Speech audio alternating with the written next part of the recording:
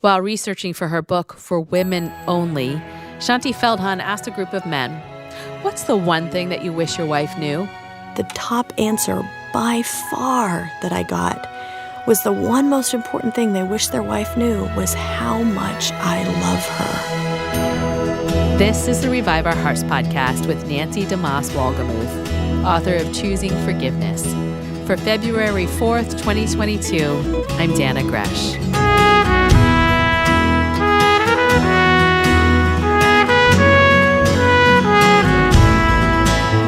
All week, Nancy DeMoss Wolgemuth has been talking with Shaunti Feldhahn, author of the classic book, For Women Only. Barbara Rainey has been joining in on those conversations as well.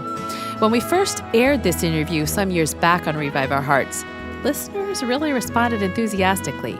They wanted to get a copy of this book to better understand the way men think. Well, fast forward about 10 years, and Shaunti released a revised and updated edition of For Women Only. Yesterday, she told us about some of that material. If you missed it, you can hear it at reviveourhearts.com. Later today, we'll hear more from Shaunti Feldhahn about the new material in her book. First, we'll hear from that classic interview between Nancy, Barbara, and Shaunti, one of our all-time most popular series. Now, we're going to put together here in this last session a couple of insights that you gain, and it has to do with the concept that men are visual. And again, that probably doesn't come as any great surprise, but some of the implications of that were a surprise to you as you did this survey. Yeah, absolutely, because one of the things that I realized is that I'd heard in premarital counseling and many other places that, my husband was visual, and then I realized I didn't know what that meant, really. And so, what does it mean? Here's really what it means. And okay, ladies, hold on to your seats here for a minute and have an open mind as we talk about this, because some of this can be a little hard to hear, frankly. Or hard to believe. Or hard to believe, right, exactly. And really what men are visual means is two separate things that are related. It means that a man is wired in such a way that he can't not notice a woman with an attractive figure. He just can't not notice her. Now, you're talking about godly men, spiritually mature men, wonderful Christian husbands. Yeah, all men. and it doesn't have anything to do with sin. This is an initial temptation. The Bible says that Jesus was tempted in every way and yet without sin. This initial attraction to not be able to not notice this woman is an involuntary reflex. And by the way, the scripture can bear this out very easily. If you look at Job, God said Job was the finest man in all the earth. Yes. Okay, so righteous. The most righteous man in all the earth. And this man even had to say, I had to make a covenant with my eyes to not look with lust upon a young woman. Okay, so if Job had this struggle, every man has this struggle. So that's the first thing that men are visual Which is very means. hard for us as women to understand because most of us are not wired that way. Yeah. That's right. And so here's that was the first thing. Here's the second thing that it means is that image of that woman that he just couldn't not notice is burned into his brain and becomes part of what my husband calls a mental Rolodex of images that stretch back to his teen years that can arise at any time in his mind without warning. This picture just sort of pops into his mind without warning, and it could assault him basically at any time of the day. And I didn't really understand what this meant.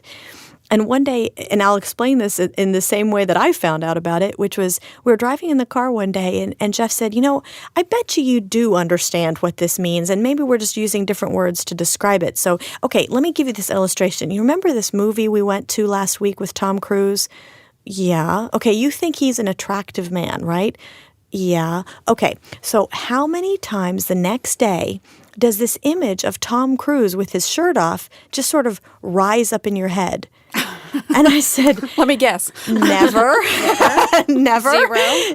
And he said, no, I must not be explaining myself correctly. You're just sitting at your computer, you're working on a column or something, you're not doing anything sensual, and a picture of Tom Cruise with his shirt off just sort of flashes across the screen of your mind. How many times does that happen the next day? Never. It just doesn't happen. And I realized this is what goes on in the minds of our men all day, every day they have these images that rise up and can really assault them without warning. And for any man who wants to keep his thought life pure, that's when he has the choice. That's when the temptation rises up and he has a choice of what's he going to do about it. And they have to basically take that thought captive, say, I don't want that in there, and tear it down. And you know what? If they're having a hard day, it could pop up again 5 seconds later. I don't want that there. Take it captive, tear it down. And this culture, because it's a minefield of those images, many men have described this as exhausting.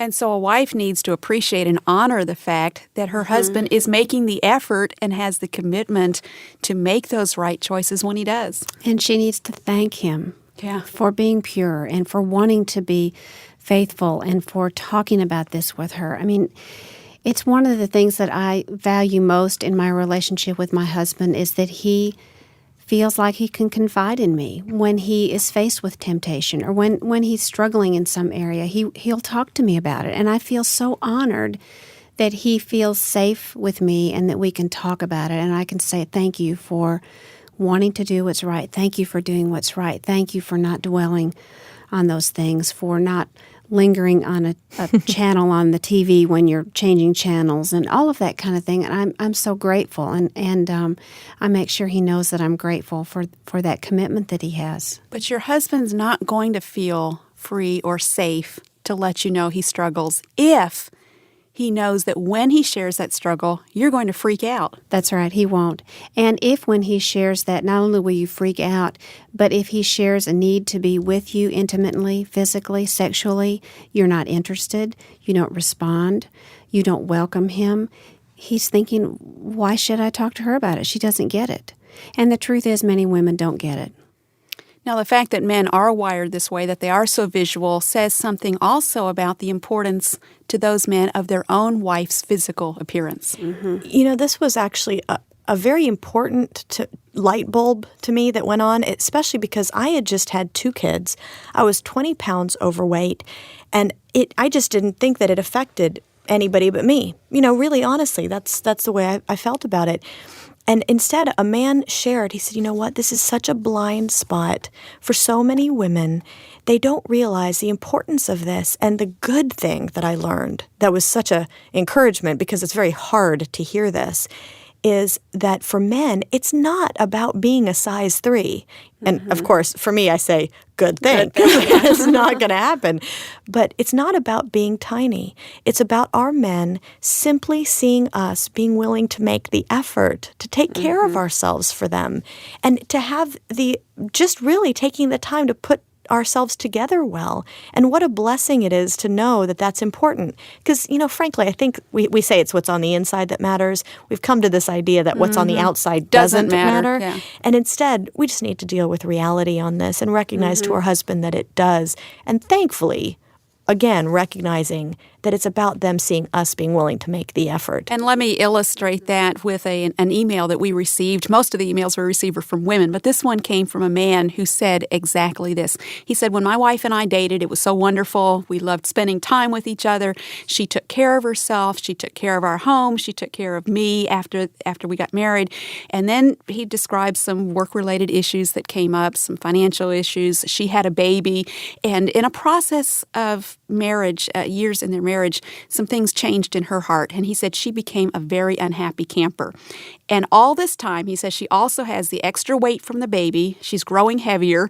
She was once a very neat person. She no longer keeps the house clean and tidy. She's let herself go physically. She's at least 60 pounds overweight. And he said, I know it shouldn't, but this has become a huge issue for me personally. He says, quite honestly, this is hard for me to understand. I come home each day from an intense work situation. She's not dressed attractively. And then he says, I know that's not possible every day. But he says 9 days out of 10, the house is a wreck. She and our daughter are fighting with each other.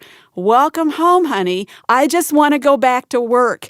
And then he says what you just said, Shaunti, if I could even see some small efforts to please me as a husband, such as trying to control the weight and look more attractive, parentheses, I'm often embarrassed in public.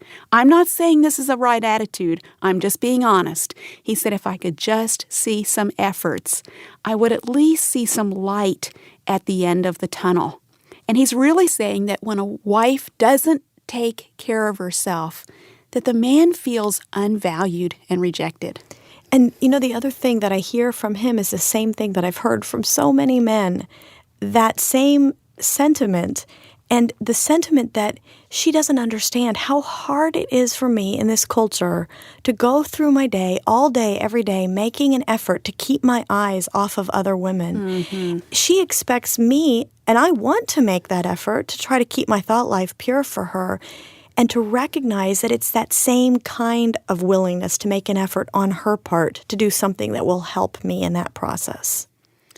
Shaunti, at the end of your survey, you asked men, what is the one thing you most wish that your wife understood, that she knew about you?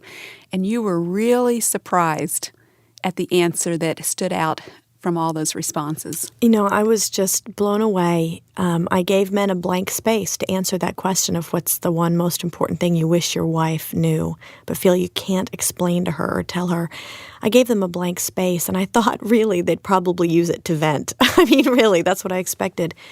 And instead, the top answer by far that I got was the one most important thing they wish their wife knew was how much I love her.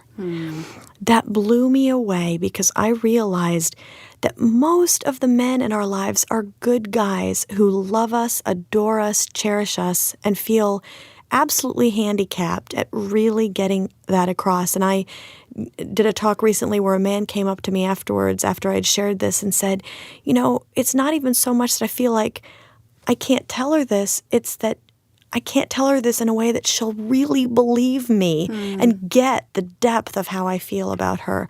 And what an encouragement to us to recognize that we have such an opportunity to build the men in our lives up and that they want to do the same thing for us. And women, it's as we receive the love, the incredible unconditional love that God has for us, that we grow in our capacity to give and receive love from others. So if there's an issue in your marriage, and there is in every marriage, where the love isn't as what it ought to be, the intimacy isn't at the level that it ought to be, the starting place is in your relationship with the Lord. As with every issue in life, it all goes back to your relationship with Jesus Christ. To have been loved by Him, and to receive His love with gratitude and with faith, and realizing His love is grace. It's not something we deserve. It's just that He is a lover. And He loves us with a dying and undying love, infinitely, eternally. What can ever separate us from the love of Christ? As you begin to, by faith, receive that love, I think you'll find that you have a greater capacity to believe and receive the love that your husband said in this survey he really does want you to know that he has for you. Nancy DeMoss Wolgemuth has been talking with Shaunti Feldhahn about her book, For Women Only. Barbara Rainey joined them for that interview as well. I mentioned earlier that when we first aired this conversation several years ago, our listeners responded like crazy, with gusto. They were intrigued by this topic, and they wanted to get a copy of the book. In the years since then, Shaunti has continued to research these topics and speak with women. One of the topics she's been studying is women in the workplace. Since men are visual, like we've been hearing on today's program, how should that affect the way women dress in the office? Our team recently caught up with Shaunti and talked with her about modesty in the workplace. When a guy sees a woman who's dressing in a way that calls overt attention to a good figure, like, let's just say cleavage, it turns out there's a part of the brain in the back of the brain stem, and the back of the brain, is the area that controls things like digestion and breathing that you don't think about. This area of the brain stem is called the nucleus accumbens. It's this little center, and it lights up when, for example, you haven't eaten all day and you walk into a room and you see food across the room. And it's this gut level, you're drawn to consume that food. You're not thinking, oh, I am hungry. I want some food. There's an automatic biological response that happens where you're drawn to that. And then your thinking centers kick in and you can decide whether or not, yeah, it's time for dinner. I can go eat, or no, I got to wait because I'm meeting my husband for dinner. Well, when a man sees a woman who's dressed in that way, like with the low-cut top or whatever, his nucleus accumbens lights up. This part in the back of the brain does the exact same thing. And he's automatically, gut level, drawn to that image, and he automatically views that very sexually. And then his thinking centers kick in, and he goes, whoa, wait a minute, stop it, don't think that, But the problem is he's kind of wrenching his thoughts away from this automatic response, this initial biological non-thinking response that happens. And so he doesn't want that to happen, but that's what he has to do, right? To take his thoughts captive and wrench them away, take his eyes and move them. But then let's just say he's in a workplace meeting. The guys, the way they described it, they're like, I can't sit there across the desk from her and have my hand up to block the view. and I can't do that. So the nucleus accumbens keeps firing, and he keeps having to wrench his thoughts away. And he's having this little intra-brain war going on, and he's not hearing a word she's saying.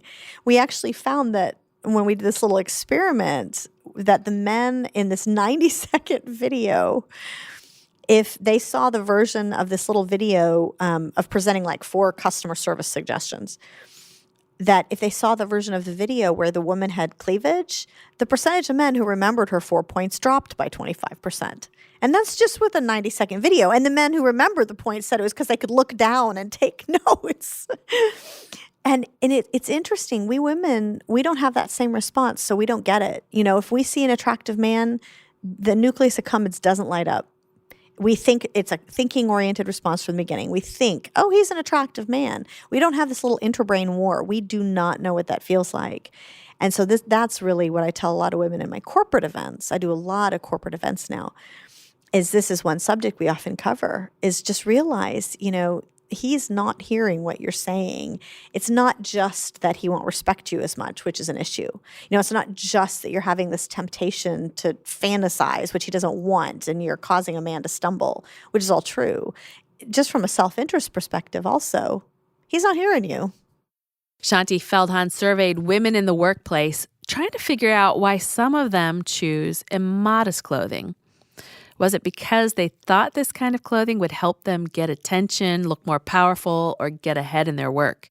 The women on the survey who said that they did dress that way, because we had a control group of women who took the survey, and the women who said they did dress that way, that was not it at all. I think that it was still a high-ish number, like 20%, like were dressing that way because they officially wanted to feel sexually attractive.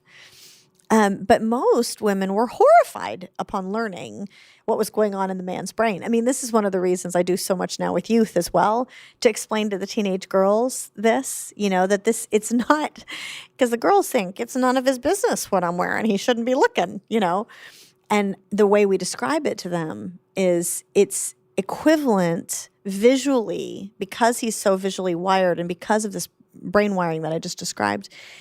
It's the equivalent of if you were walking through a mall and every man or every boy who passed you reached out to touch you.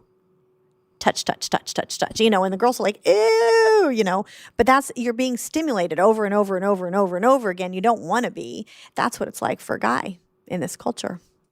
That's Shaunti Feldhahn. Yesterday, she told us about some of the research that went into the second edition of her book, For Women Only. She explained why most men need time alone to think. So, what does this mean to a wife who's waiting for a decision?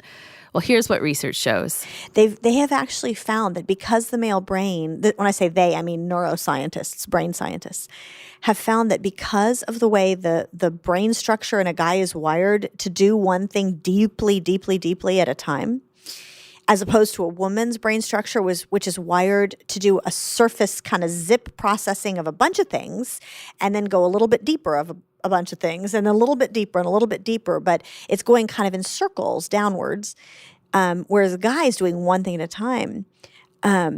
What they have found is that the same signal in a woman's brain to have, for example, a thought and a feeling and to talk about it, that signal can pass instantaneously in her brain. And in a man's brain, that same signal can take up to 7 hours to pass.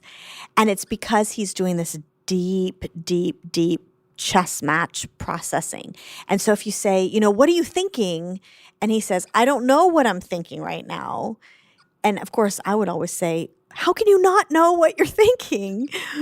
But if you're kind of demanding an answer before he has processed it, neither of you is going to end up with a good result, because he's going to feel backed up into a corner and not sure of what he's thinking yet. And like he can't win this verbal sparring match with you. He's in this disadvantage.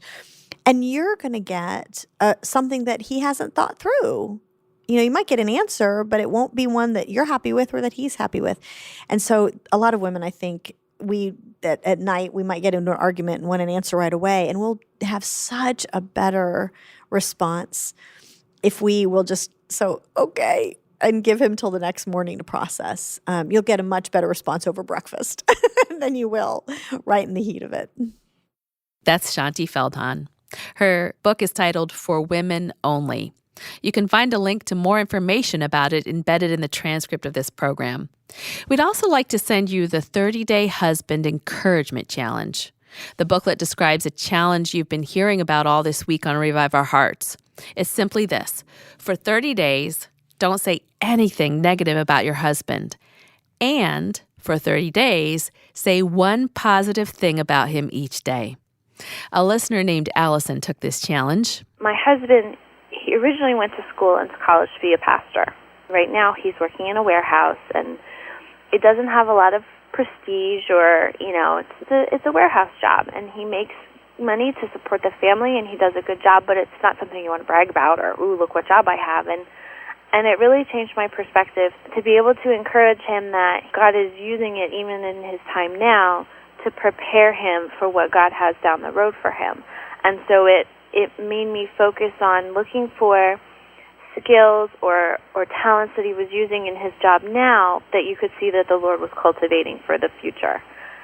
I think that's really changed my heart, and it's encouraged him to fully embrace his job, and to see his job as more of, that's where the Lord's called him, and that's his mission field for right now. That's where the Lord's called him to speak to people and to share with people and to minister with people, and he takes every opportunity he has now in his job to be faithful with the little that the Lord's trusted him with. I'm so thankful for the way that God has used the 30-Day Husband Encouragement Challenge to affect Michael and Allison and so many other marriages like theirs. And I want to say that I hope every married woman who is listening to the sound of my voice today will take this same challenge over the next 30 days. Now, starting the 30-Day Challenge has never been easier because we've created a booklet called the 30-Day Husband Encouragement Challenge. It'll give you fresh ideas on how to effectively build up your husband each day through the challenge. So when you send a donation of any amount to Revive Our Hearts, we'll send you the booklet, the 30-Day Husband Encouragement Challenge. You can make your donation of any size by contacting us at reviveourhearts.com or give us a call at 1-800-569-5959. That's 1-800-569-5959. Now finally, today, I want to acknowledge that every situation is unique. Today's discussion on outward beauty and physical needs of husbands is going to resonate differently with different women. Each person brings their own experiences and sometimes their own hurts to a topic like this. So I want to encourage you to just ask the Lord what He wants you to take away from today's program. And if you need some further help sorting these things out in your life or your marriage, why don't you consider approaching an older woman in your church or perhaps your pastor and his wife and ask them to help you think and pray through how to work out these issues in your specific situation. Thanks, Nancy. That's helpful. Next week, Nancy takes us to a powerful New Testament passage to ask us the penetrating question, how's your love life? I hope you'll join us for a closer look at 1 Corinthians chapter 13, starting on Monday. Friend, have a great weekend. And then, please be back for Revive Our Hearts.